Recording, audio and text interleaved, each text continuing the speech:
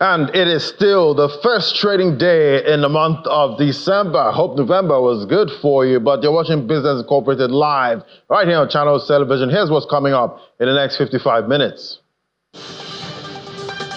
Joe Biden is in Angola for a trip that will deliver on a promise to visit Africa during his presidency.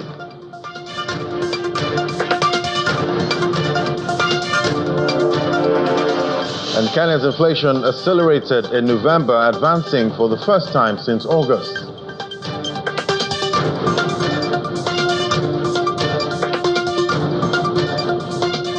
Plus, Zimbabwe records a remarkable 17.9% increase in foreign currency receipts in the first 9 months of 2024.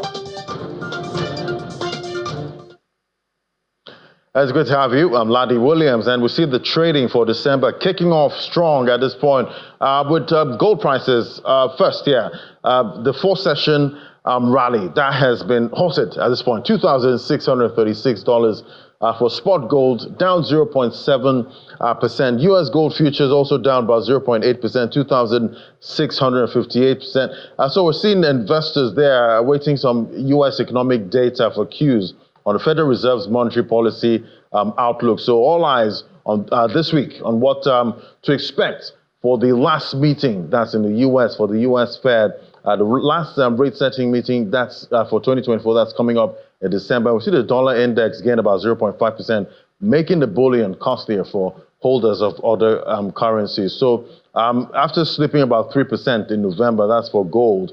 That's the worst monthly performance so far. That's for the month of November. We'll get a check on what plays out. That's for December. And for the oil market, now we'll see oil prices, they edged up on the flip side, 0.97%, $72.54 a barrel. WTI US crude there, $68.65. So it's still all about geopolitics right there, moving prices in this market. The ceasefire agreement between Israel and Hezbollah, is it going to hold? We'll definitely find out, but we'll discuss more later on what to expect for this week. And to other matters now, bringing it back home, we see the Central Bank of Nigeria launched its newly redesigned website as part of efforts to boost its accountability and transparency. According to the financial markets regulator, the new website, which is currently running live with enhanced features and functionality, was developed entirely by its technology team. The Apex Bank explained that the website is responsive to mobile devices, facilitating navigation across various web browsers and devices, and will offer a more user-friendly experience and improved access to information.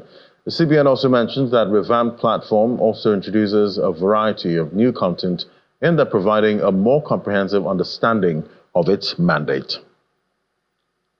And to another regulator now, the Securities and Exchange Commission has announced a new requirement for capital market operators seeking to renew their annual registration. As part of the renewal process, CMOs will now be required to submit evidence of their registration with a trade group. In a statement released, the renewal process for 2025 will begin January 1st, 2025, adding that the deadline for completing the renewal process, that's January 31st, 2025. The SEC also emphasized that all CMOs applying for renewal of registration are required to include their 2025 annual receipt from the respective trade groups as part of the application. And CMOs without valid registration will be penalized and may be excluded from carrying out capital market activities. And we see many Nigerians once faithful to the tradition of traveling during the Yuletide period to reunite with loved ones might be sidelining their journeys as soaring airfares force them to hit a pause on their plans. And I had a conversation earlier today with the president B2B Wakanao, Mr. Gbenga Onitilo. Says travels are happening, but Nigerians are a little more cautious at this time. Made a comment earlier on Business Morning. Take a listen. You will have a lot of arrivals from places like the UK and the US, looking at exchange rates playing a lot of factor in the markets. To their advantage, spending ahead of the pounds of the dollar is a lot of advantage, makes 30 December fun for them. And compared to us, on the other side, that inflation affects buying power, spending power, and also it has impacted on pricing of tickets. Because you and I know very well, as of last year, December, exchange was about 800 and something. Now it's over 1,700. So when you look at that, you're looking at Naira devaluation over 82%. When you look at that, it impacts capacity to buy, capacity to spend. Then don't forget, people are planning January, school fees, rent, a whole lot of things. So 30 December, people have to play it smart. So that's why a lot of people are planning domestic travel. So the benefit factors of these will be the hotels, the hotel industry in Nigeria. You have a lot of demand, room nights scaling up at the moment because you have a lot of shows, plans for December, a lot of entertainment, festival spread across Lagos, Abuja, Jos, you have Calabar. So there are a lot of travels going on, and the people that will benefit more are all the regional and local travelers. Yeah, that was earlier on Business Morning there, talking about what to expect for Yuletide travel right here in Nigeria. Well, to our first conversation now, I will see generative artificial intelligence has revolutionized the way businesses operate, creating new opportunities for growth, innovation, and competitiveness. As AI technology continues to evolve, its applications are expanding across various industries, transforming the way companies design, produce, and deliver products and services in Africa. Where businesses face unique challenges and opportunities, and we get the interplay of generative AI there as a critical growth facilitator. Well, join us for this conversation is Anthony Fuye, is an AI and robotics system analyst. Joining me via Zoom. It's great to have you on the show. Oh, good afternoon, producer. Yeah, good afternoon. It's great to have you. So much to discuss right now. First of all, speak to me about the power of generative AI and how it's evolved over time, and impacting doing business in Africa. Oh, that's fantastic. First and foremost, we need to understand, what generative AI, actually stand for, and that tells us about,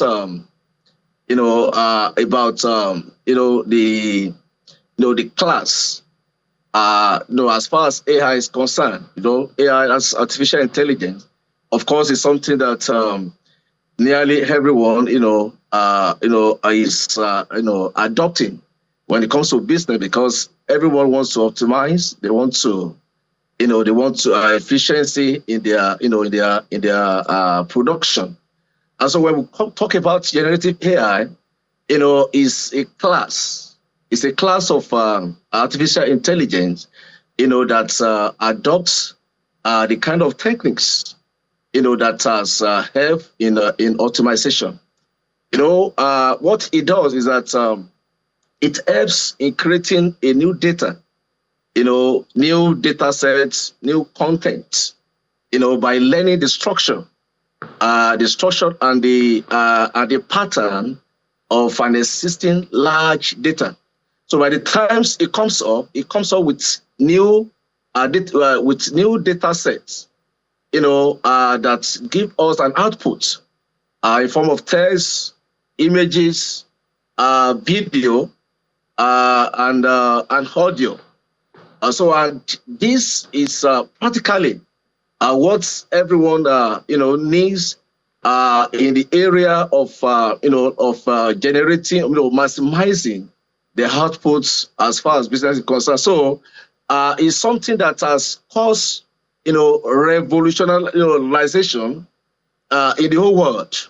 So, and Africa is not limited, as part of the environment that these wonderful tools has actually helped, in promoting business and in making it worthwhile. What would you say are the key technologies driving the development of generative AI? Of course, when we talk about the key developments, we talk about something very substantial, and that has to do with deep learning.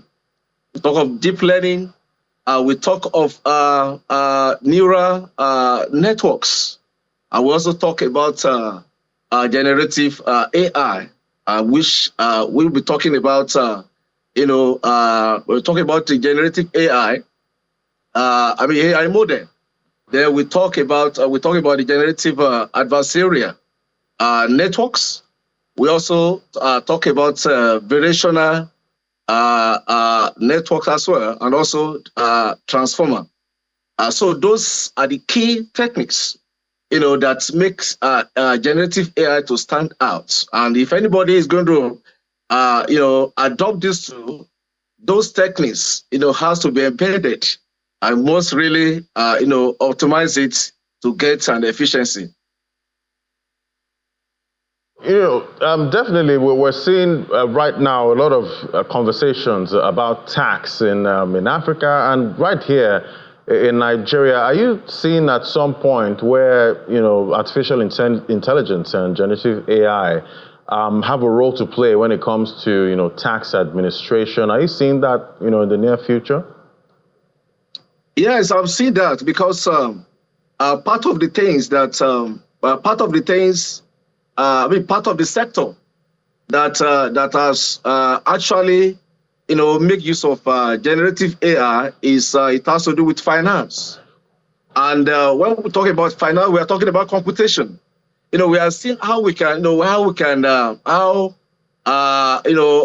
talking about things that has to do with cost effective. How we can speed up things and how we can get our account balance in a GV within the in a twinkling of an eye. Somebody wants to see the reports in a way that is understood. And so these are the things that with the involvement of AI, generative AI, we're able to make the work much more easy for auditors, accountants, and the personnel that are involved when it comes to the financial sector, in auditing and all those things that has to do with the tax and monetary, budget, all those things. So it's such a classical thing that at this point in time that our generation, have that opportunity, to make use of such tools that can make things, done faster and accurately, and saving time and giving us saving reducing the cost, and still get an efficient output. Right. So definitely anything that reduces cost, that's definitely good for any country at this point. But it was great having you. Thank you so much, Anthony Afuye, AI and Robotics System Analyst. Sorry, Afuye Cyrus. Afuye, yes. Cyrus, yeah. Cyrus. All right, thank you. It's Anthony Afuye Cyrus, yeah. All right, thank you so much for coming. Yeah, thank you very much. All right, we'll take a break now. When we come back, we'll head straight to the markets. Just stay with us.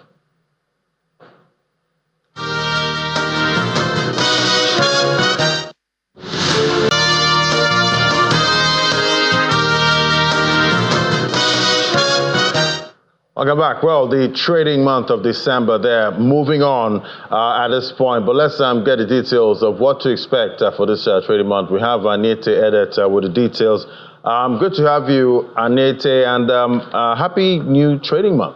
Ladi, I think happy new month. And I'm so excited, the month of December. That's the month in which everyone around the world always look forward to, whether you're an investor, a holiday maker, a trader, whatever you are, you always look out for them, because all the way from January down to December, you've passed through so much of turmoil, sometimes maybe the good side or the bad side, but of course, it's also maybe a time to enjoy some of those gains, investors must have made through the year of 2024. It's time to splurge a little. Exactly. Splurge. I always like that word because I always love to splurge, but I wouldn't tell you what I splurge on, but I'm a splurger. Let me use that word. And then also when you talk about year-to-date performance, this is the 12th month of the year, finally.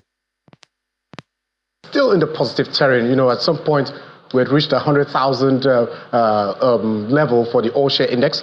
So far, the month is still in positive terrain for the year at a plus 30.4%.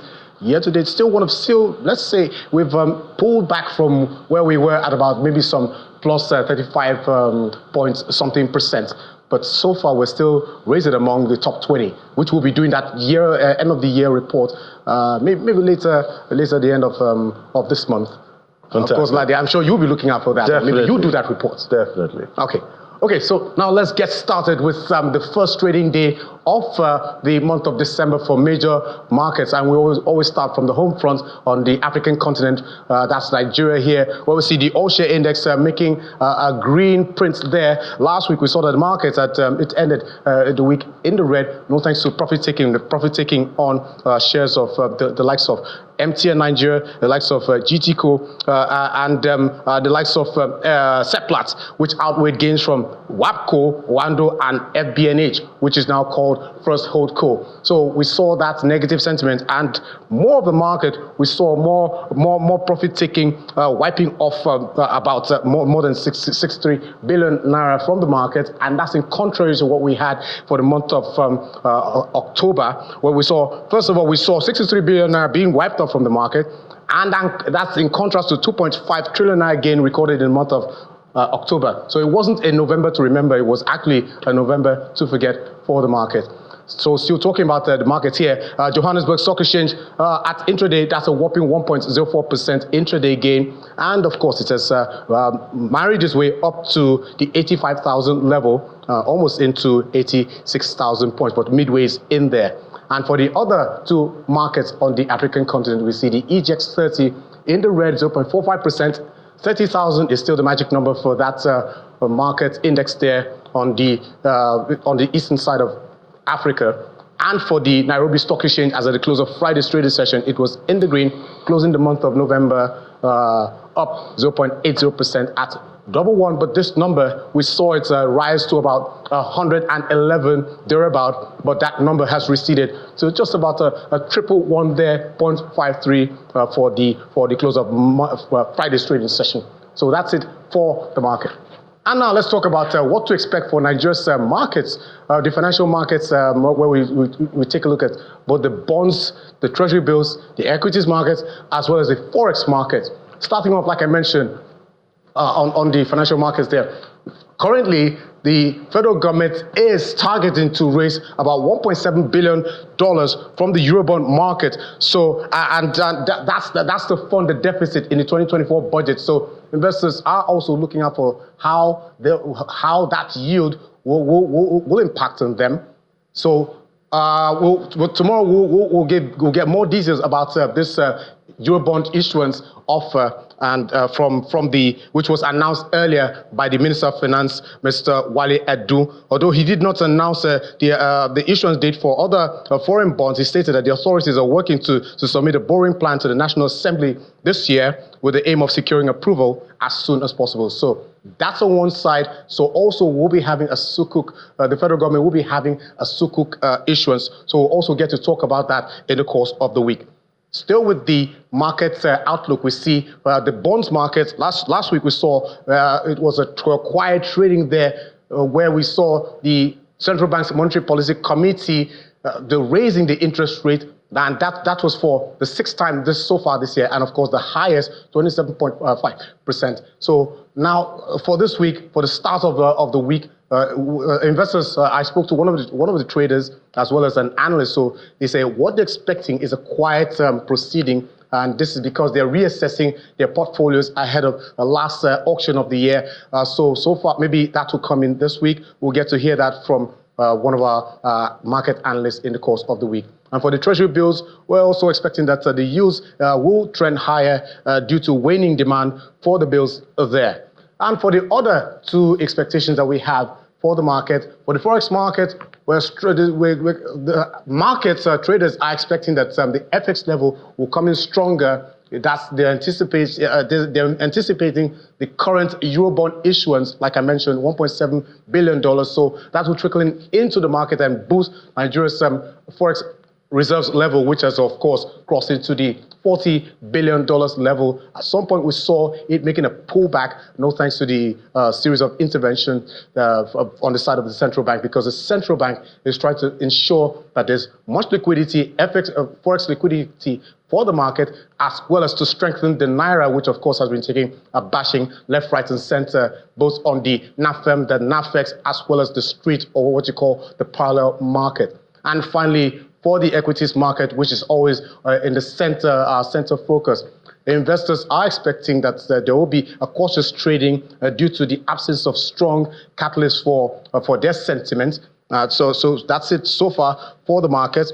And of course, at the same time, what will shape the market in the next trading session? I spoke to one analyst. So he said that they're digesting the latest macroeconomic data and interest rate decision from the central bank. So when they get to digest this, maybe after digesting and maybe pulling it out, they'll be able to make their next move and counting down to the end of the year. If it's going to be a Santa rally, your guess is as good as mine, but we're counting down just about some 28 days to the end of the year in terms of trading session. So that's it for the markets on the African continent. And from Africa, let's fly a jet over to the Middle East. Where we see that the regional bourses there, they dropped at intraday, except the Dubai index, which was up by 0.5%, 4,847.34 for that market index on the United Arab Emirates, while its brother there, Abu Dhabi index, was down by almost 0.30%, the last track that we had there, but it's still so far in the red for Monday's trading session. And for the other markets on the Middle East, where we track the Saudi Arabia's Tadawul, 11,708.44. That's the number which it stood at the last track, and it was down by 0.28%, while the Qatari Stock Exchange is also in the red, 0.01%. Last track, 10,391.14 for that market index. And then, of course, our jet flies straight to the United States, where we see the stock futures opening lower, and this is just the early numbers that we got before the market opens later today. We saw that much of November trading was centered on the post-election rally following the win from the presidential election by Donald Trump, who emerged as the winner. Of course, we saw all the markets rallying from the stock market to the cryptocurrencies market. But at the same time, we also see the caution on the side of many other countries because of the threat of tariffs, where we hear many countries are very worried about the impact of that tariff threat by incoming or President-elect Donald Trump, which will be on January the 20th next year, just a few days from now, or over a month from now. So all of the markets were kind of jittery, particularly markets in the Asian region, as well as markets in the European region. But for what markets will be expecting for Monday, economic data on manufacturing and construction, which is coming ahead of a series of closely watched labor data, which is due later this week. Investors will also monitor speeches from the Federal Reserve Governor Christopher Waller and New York Federal President John Williams. So all of that is expected to have its impact on the U.S. market for Monday's opening bell, which is 2:30 Nigeria time. And Asian markets indexes, they were rising, awaiting key economic readings from out of South Korea, Japan, and China. We see for the Japanese index there, almost 1%, and of course, it's still going back and forth for in between 39,000 and 30,000. So all the markets across the Asian region, right, Laddie, they were in the positive terrain for Monday's trading session, which is the first trading week of the week. Not looking back, but we'll definitely be keeping our eyes on this first trading week of December, see if it gives us a direction for the whole month. Thank you so much, Native, for giving us details from most of the markets that we track. Let's take it on to the UK now. We have Juliana joining us from our London studio. Great to have you, Juliana. So that major news there, Stellantis boss, he abruptly quit, and it's some kind of boardroom clash. What are you hearing about that? We don't know much about what's led to Carlos Tavares' resignation. Good afternoon, Laddie. But what we do know is that the decision for, I think, somebody who's considered possibly one of the most outstanding CEOs in the auto sector. Shares have dived 40% this morning. In fact, that resignation has cost Stellantis about £2.5 billion. And I think that just goes to show just how much of a devastating loss it has been. It's been a really interesting couple of weeks for Stellantis. For those who are not familiar with the firm, they're the parent company of Vauxhall. I think it goes without saying that the transition to electric vehicles in Europe has been really difficult for car makers, but particularly those who manufacture in the UK. We know that there have been so many issues when it comes to the border and Brexit bureaucracy, which we've been discussing for years on your show now, Aladi. And that led to the decision last week of Stellantis announcing that they would be closing their Luton plant.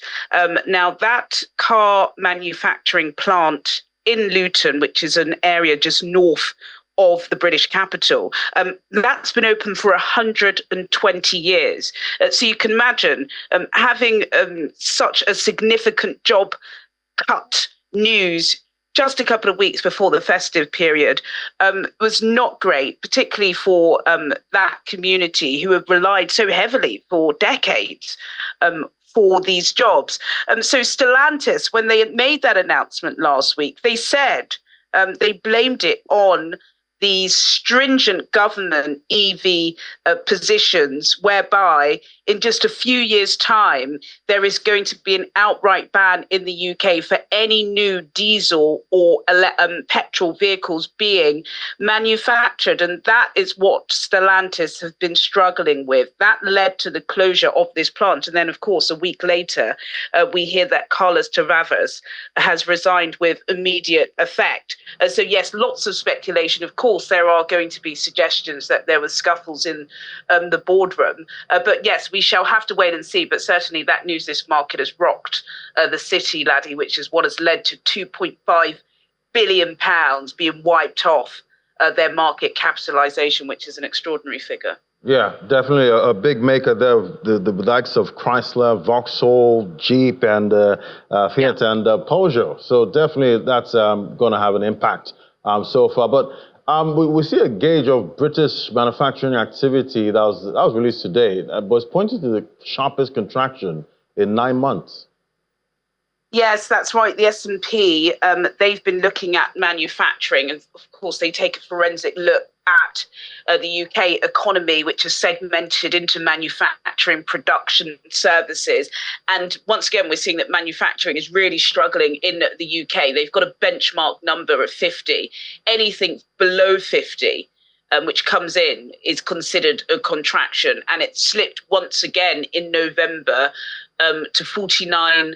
It's slipped to 48 from 49.9. So that's quite a significant dive. And once again, a lot of employers in the UK are citing Rachel Reeves and the Labour government's employment taxes. They're suggesting that perhaps suggestions that national insurance is going to rise is just going to be really difficult for them. They're saying that now they're dealing with a situation of having an environment with high costs, low demand, raised uncertainty. We still have issues with shipping in the Red Sea. That's causing major disruption.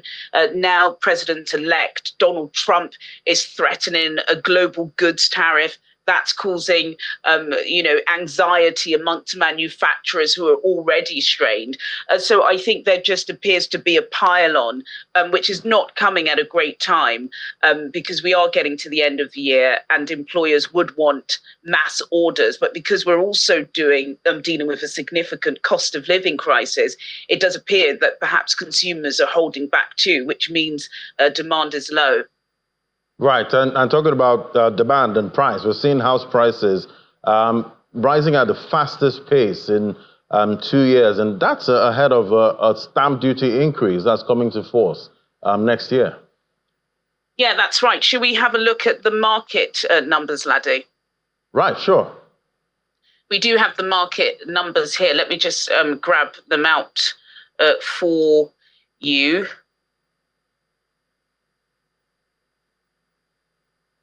Okay, so we have some market numbers. Right, so the FTSE All-Share is trading in negative territory this morning. We didn't manage to discuss the fallout of Donald Trump suggesting that he'll be putting 100% levy on BRICS nations. Of course, we know that Britain isn't part of BRICS, but this has had a ripple effect across the global economy. The All-Share is down 0.02%. at intraday. The FTSE 100 is down 0.10% and the FTSE 250 down 0.14%. All right, Juliana, thank you so much. The first trading week of December, we'll keep eyes on how it plays out right there in the UK. Thank you so much, Juliana. All right, let's take it on to Europe now. Seeing Germany's most popular car maker is in more trouble following the announcement in recent weeks that the management may shut plants or cut thousands of jobs. Workers are staging protests and walkouts in big numbers. The Workers' Union warns that this may be the toughest dispute Volkswagen has ever seen. For more on this, we have our DW correspondent, Vada Imrach in Berlin. So, Vada, tell us about what the unions and the workers are demanding. Thanks for having me.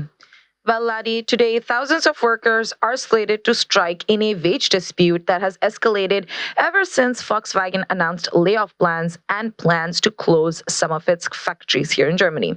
The strike plan for today is in response to the latest round of failed negotiation with the Volkswagen management. The union negotiator said that Volkswagen has, quote, set fire to our collective bargaining agreements. This strike is called across all plants in Germany. Now, Volkswagen workers are part of the IG Metall Workers Union, which is the strongest in all of Germany and represents more than 300,000 workers in different industries. There was a labor truce in place until this weekend, and when negotiations still failed to bear any fruit, the protests were then announced.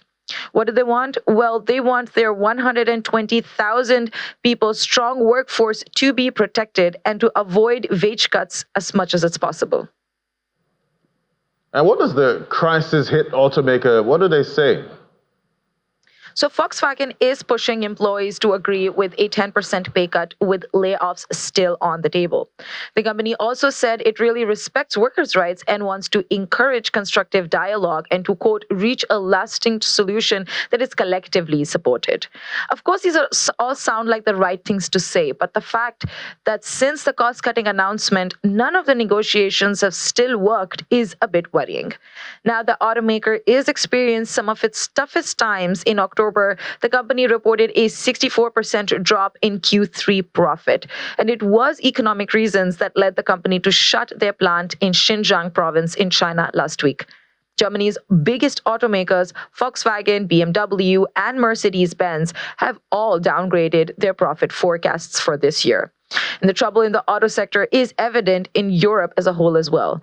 The CEO of Stellantis, it's the parent company behind big names like Opel, Peugeot, and Citroën.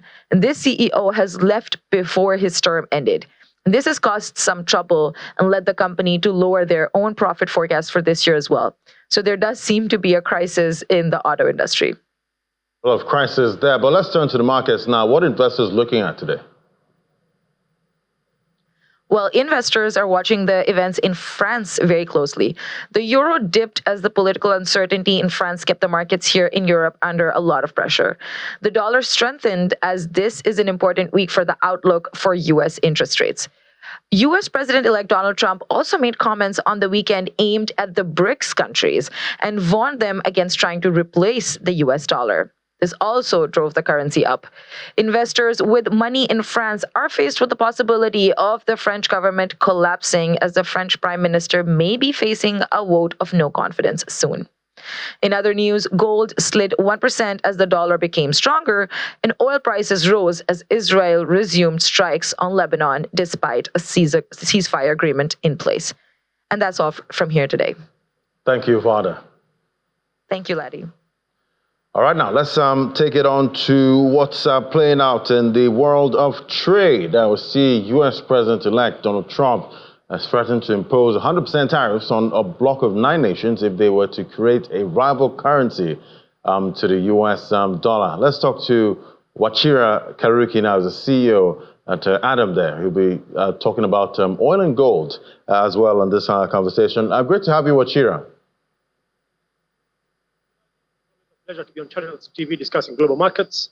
It's a pleasure. Thank you for having me. Yeah, it's great to have you, Wachira. So it's all about tariffs at this point. And we know we have an African country, part of the bloc there, that's BRICS. So, Talk to me about, there was a time we're all talking about de-dollarization and some countries moving away from using the US dollar to trade. But this new angle here with 100% tariffs, how much is that going to silence that whole conversation on de-dollarization of our trade?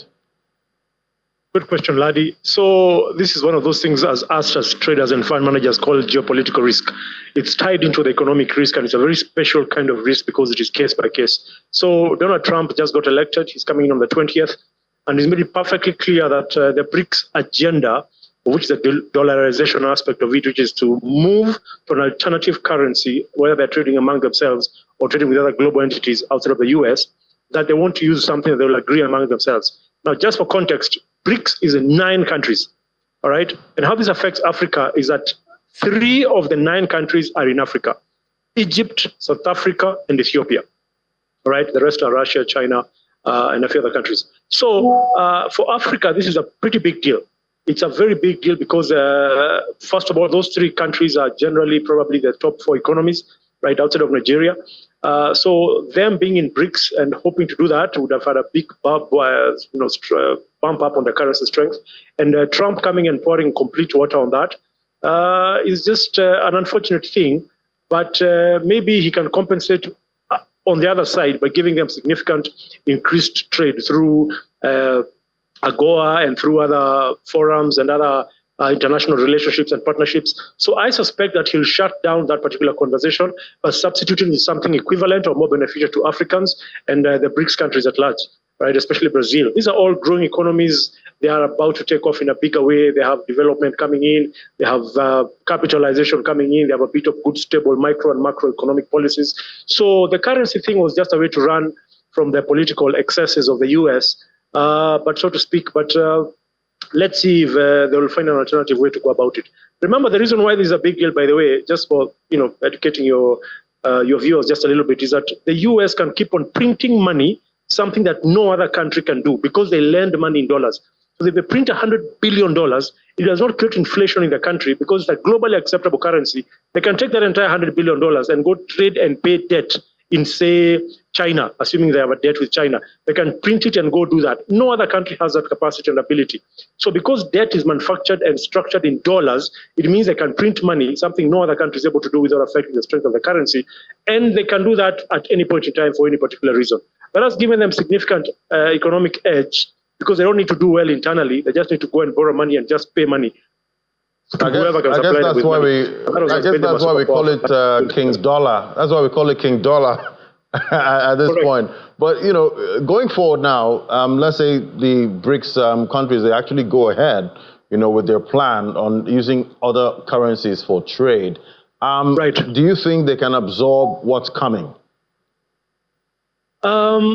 Yes and no. Aladi, the truth of the matter is that the US is a really, really strong superpower economically. It's not a joke, right?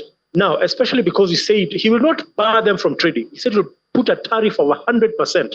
Essentially, he's making you poor, not competitive in that particular market. There's nothing that can cost double the price that would be worth the cost for the buyer. So generally, if something is worth $10, now you're being charged 100% tax. So that product becomes $20. Between the number of Chinese manufacturers who can replace you, it will be very difficult for the BRICS to be able to participate in such a high-cost environment. And it would not be motivational. The end price of the retailer will be so much that it doesn't become, nobody starts buying your product. They have significantly disincentivized anybody from buying from you. All right. So I don't think they can absorb it. Conversely, can they trade among themselves? The US is a pretty huge economy. And the fact that it's paid in dollars is also a big plus. So I don't think it's a risk worth taking. I think it's important to wait and see what Trump would have an equivalent to compensate for saying, don't get the currency. Then the question becomes, then what can you do for us? And it becomes a give and take, which is a much better situation. So we are still waiting to see. He was just stopping one problem. Then now let's see what avenues he can have, because I think he has the best interest of America first, but also he can support Africa as we go along. But we're yet to see, and let's see how it goes. Right. And talking about stopping one problem, global inflation 2025. What are the risks we're seeing here? Yes, good question. Yes, global inflation, it's still pretty high. We are waiting to see. There are a couple of countries that are having, there's unusually high political risk in 2025. There are a lot of countries that are having their elections. Currently, there's a bit of wars here and there. Some have dragged on for the longest time ever. So we are really waiting to see how many wars Trump pulls his people out of, the kind of decisions he has. Remember, he has instituted a lot of government austerity measures. So that cleanup might actually make sure that there is a bit of contraction and a bit more solidity. If anything, personally, I expect the dollar to strengthen against most African currencies and global currencies at large. I foresee them doing better than they have. As you very well know, the Dow Jones jumped up after his election. The Bitcoin has hit almost $95,000 worth of valuation. Right, so they are doing better than ever. And this generally might be bad for the economies as an exchange rate. I can tell you for free that the Kenyan shilling, for the first time announced, has now hit 130 shillings, which has not done so to the dollar, which has not happened in the last 2, 3, 4 months. But here we are again. So the dollar is really strengthening against other currencies, and that might keep happening. So other countries have to find intelligent ways to strengthen and buoy up their economies without taking on too much debt, as is the norm for most African countries. Talking about the U.S. dollar strengthening, we're seeing oil this morning and this afternoon trading in a positive direction, even though last week was a dump of about 3%, over 3% drop for Brent and WTI. What are you expecting this week for oil? Good question. We are currently trading at $68.74 a barrel, Ladi. It has been on upside since morning when the market woke up at 1 a.m. In Asian market, there was a significant upside. European market, which opened at 10 a.m. for us because of daylight saving, has also increased by has also led to a bit of buying. All right. I think it's going to be a significant bullish market for this entire week. Good question. We're at a very strong support level of around $67.9 a barrel. So we're already up at 68.75. I foresee the market going up to at least $70 a barrel for this particular week. Personally, I'm on a buy trend for this particular commodity, and we are curious to see how, there are a few oil announcements this particular week. So those announcements on Wednesday or Thursday will directly affect the upside. But for Monday, Tuesday, I think it's a strong bull run. Wednesday, Thursday is going to be depending on the news. Friday will also be a continuation of whatever happens on Thursday. So it's still a bullish run, even though globally, as in on a larger scale, daily, weekly, the chart is trending horizontally. It's hitting a resistance and hitting a support. So it's just moving in what is called a range. But we are going to now have a break of the top or the bottom. But we are going into December, which a lot of traders, investment banks, commercial banks, hedge funds reduce their positions. So there might not be as much trading in the next 2, 3, 4 weeks as we go along. But I'm on a buy trend because I'm still trying to make some small money for my fund and my clients at large as we go into the end of the year, Q4. Yeah, definitely. Still need to make some money, even though the trades get thin for this month. All right. Well, what are you seeing for gold? Gold and oil always generally follow each other. Commodities and currencies. So the commodities and metals generally trend almost the same way. So yeah, there's still a bit of instability on gold, in my opinion. We have just we closed. Yeah, we are at $2,600 announced. It really jumped from midnight to now, but let's see how it goes in the next couple of hours. Then after that, we'll make a clear decision. Monday is never a very good day to trade gold because it's influenced by U.S. market. You must always let the U.S. market open, which it does at 4 p.m. today, and then how they relate and how they adapt to the market. Tuesday is when you start trading commodities and heavy currencies, especially precious metals like gold, silver, and the rest, Ladi. All right, I guess. Yeah, assessment of these precious metals. Right, I guess we'll keep watching to see how most of these commodities play out for this week. Thank you so much, Wachira Karuki. He's the CEO, African Diaspora Asset Management, or ADAM. Always a pleasure, Ladi. Thank you for having me. Thank you. All right, to other stories now. We'll see President Joe Biden departed the United States for Angola. That was last night, fulfilling his promise to visit the African continent before his term ends in January. Biden boarded Air Force One at the Joint Base Andrews, Maryland, after to have arrived. He arrived yesterday, and for Monday morning for a brief refueling stop at 9 a.m. local time, meeting with Prime Minister Ulysses Correa of Cabo Verde. Afterwards, he will depart the West African island nation for Luanda, Angola, where he's expected to arrive around about 6 p.m. Biden has pledged to visit Africa in late 2022 during his U.S.-Africa Leaders Summit in 2022. Within the trip, Biden becomes the first U.S. president to visit the region since President Barack Obama visited in 2015. He also becomes the first sitting president to ever visit Angola. And inflation reporting, that's kicking off now with Kenya reporting inflation advancing for the first time since August after the prices of some food items increased. Consumer prices rose at an annual rate of 2.8% in the month compared with 2.7% increase in October. That's according to the Nairobi-based Kenya National Bureau of Statistics. On a month-to-month, prices rose by 0.3%. KMBS attributed the rise in consumer price index to the increase in prices of commodities such as food and non-food items, beverages, housing, water, electricity, gas, and other fuels. And Ethiopia's Ministry of Trade and Regional Integration has announced plans to allow private companies to engage in importation and distribution of fuel, ending the state monopoly of the business for decades. According to the minister, this says the decision is part of the government's broad initiative to liberalize various business sectors and encourage market competition. Joff emphasized that the proposed changes will enable private companies to import all products just like any other commodity with the goal of operating the sector based on market principles. He noted that the government's reform efforts in the oil sector aim to reduce the country's dependence on expensive oil imports, which has been draining the nation's foreign exchange reserves. And Zimbabwe recorded a remarkable 17.9% increase in foreign currency receipts in the first 9 months of 2024, reaching $10 billion compared to about $8.5 billion during the same period in 2023. This growth was attributed to robust export performance and diaspora remittances, highlighting the country's resilience in international trade amidst global economic fluctuations.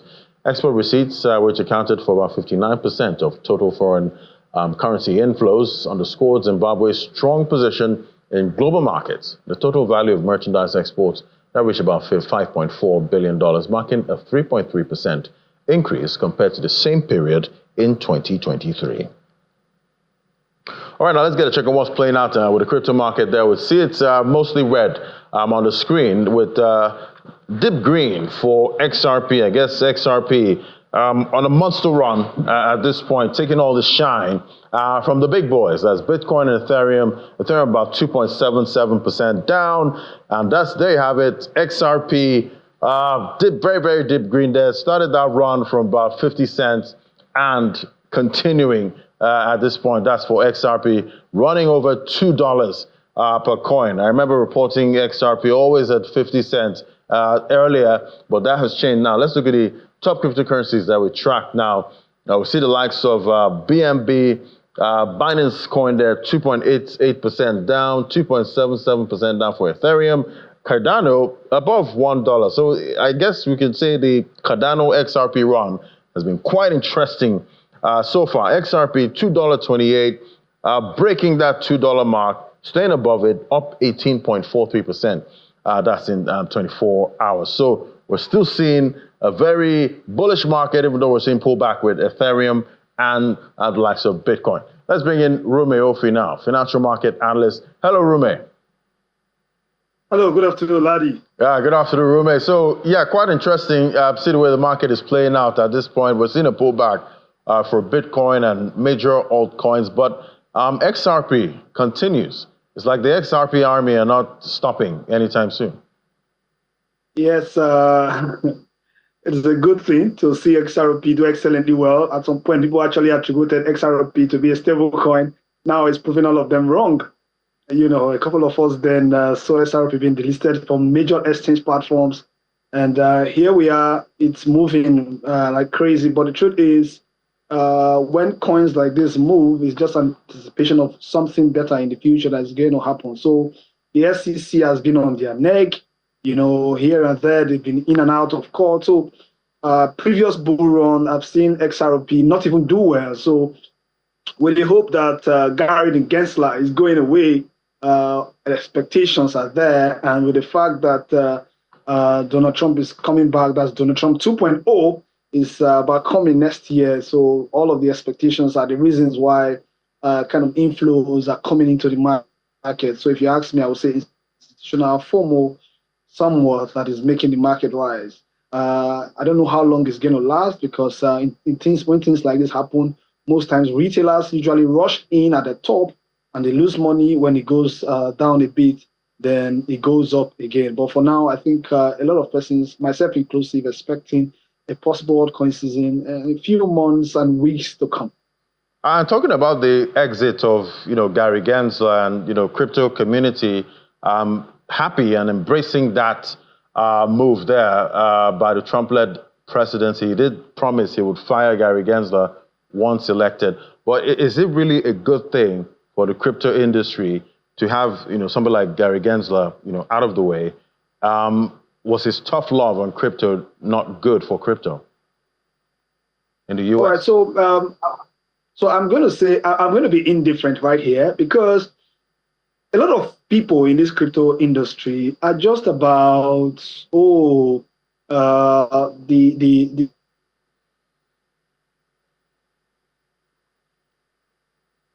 All right, so I lost Rumi for a moment there. It's frozen right now. They're talking about internet connections, but we'll try and get Rumi back again. But okay, Rumi, I think I can hear you now. I lost you for a moment, Rumi, but you can continue. Yes. So a couple of persons think that the regulators are the main problem, but if you ask me, the regulators are trying to protect the space from bad actors from taking advantage of the space, right? But they don't see it that way. It's quite unfortunate that they don't see it that way. So Gary Gensler is just the victim of the entire event that is going on. But I think the regulators actually mean well for the space. So I'm indifferent, but the truth is that people just want these guys to live there just because he's been there has actually blocked a couple of things because they don't understand that a healthy and well-regulated industry is something that's going to help us long term. But in the short term, they just feel like, this guy is the reason, he was for crypto at some point in MIT. Right now, it's all about regulation, and that's affecting the price. So it's just a price thing. But I think the industry has not matured to an extent whereby we have a very solid ecosystem that is built so that bad actors don't take advantage of the entire industry. So Gary Gensler is just a victim of the event. He has to go because his personal brand is at stake. People have attributed a whole lot of bad things to him rather than the fact that the Congress have not even put a couple of regulations in place to make sure that the industry in the US is very strong. And I think also here in Nigeria, we also have a lot to learn from it, that it is not the duty of the regulators to make laws, right? It's the duty of the Congress or, in our own case, the National Assembly, then regulators can enforce. So maybe one day people can actually also attribute some of these delays to the SEC here in Nigeria. But if you ask me, it is the job of the National Assembly to come up with laws that the regulators are going to go through with. And what are you seeing for regulation for crypto in 2025 here in Nigeria? It's longer awaited. We actually preached giving licenses to local exchange first. 2 has been given. Fantastic. We're waiting for the second batch to come up. We also hope to see a mixed list of license between local and international, so the whole industry can get started, because we missed 2021 opportunity for people that don't have clarity of the industry. But I really don't think this administration of President Ahmed Bola Tinubu wants the crypto industry to miss another opportunity coming in 2025 that will affect the global crypto industry. So I think we need to start doing all of the work now so that all of this can be approved, initiatives start coming, people start getting employed, a healthy ecosystem can come in, that people start seeing our industry as an industry that is well regulated and healthy to do business, or attractive as well, like the likes of Dubai and UAE. All right, I guess at some point, the wild, wild west, the crypto industry is known for, might change. Thank you so much. Always great having your perspective. Rumi Ofi, financial market analyst. Thank you. All right, so that's how the first trading day of December is looking so far with major markets that we track and the crypto market. We're seeing pullbacks here and there, but that Santa rally is still what's being expected at this point. Thank you so much for watching today. My name is Ladi Williams, and from me and the team right here at Channels HQ, it's bye for now.